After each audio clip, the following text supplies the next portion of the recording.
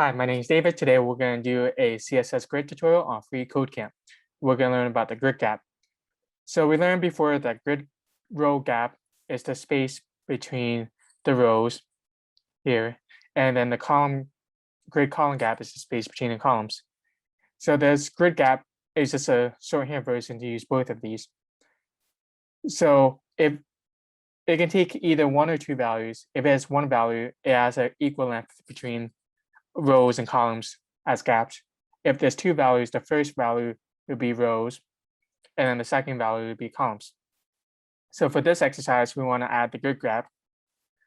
So grid gap, and it wants to have 10 pixels for the rows. So the first parameter will do 10 pixels, and then the second one will be 20 pixels to add more space in the columns.